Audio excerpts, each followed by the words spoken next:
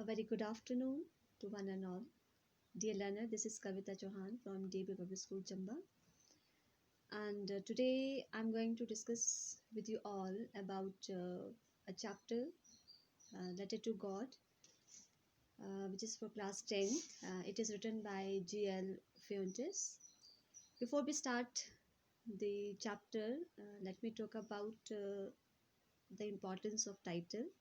You all will be having different ideas about what could be the story, like a letter to God. What could be the story about?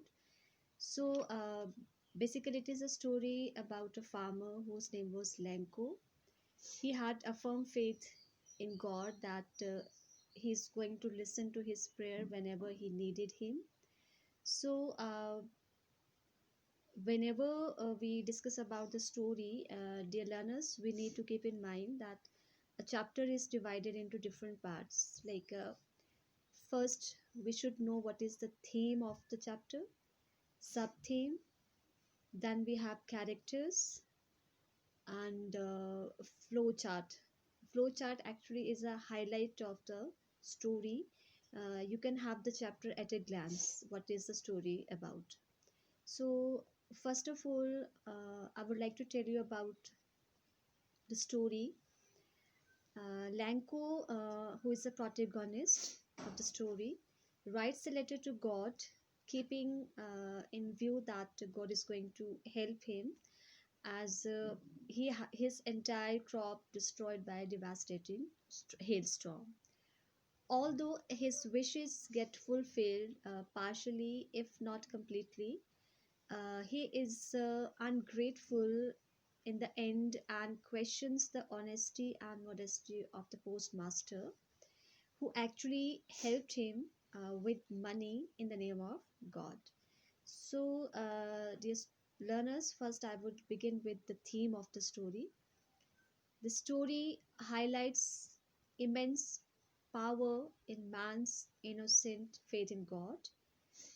After his crop was destroyed in storm, he wrote a letter to God requesting him to send him 100 pesos. And the subtheme is it teaches us that if a man has childlike faith in God, he can accomplish anything considered impossible. It was his faith that farmer got timely help. Now, the most important part of the story is the characters. There are three main characters. First is Lanko, who is the protagonist. He was a man of limited means and earned his living by farming his fields. He had an unshaken faith in God.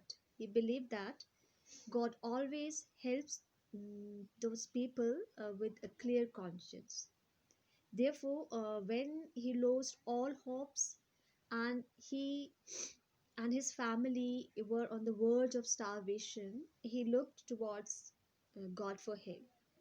His deep faith in God even impressed the postmaster who decided to help him. He showed his innocence by trying to have a correspondence with God directly. While he had unshaken faith in God, he mistrusted easily the motives of men, and then he never tried to know who had actually sent him the money. It is quite ironical that he abused his helpers, by calling them a bunch of crooks. And the next character is the postmaster. The postmaster has all that is good in human thinking and behavior. He had a sharp, sympathetic, and sensitive mind. He knew how the mind of a God fearing rustic like Lanko works actually.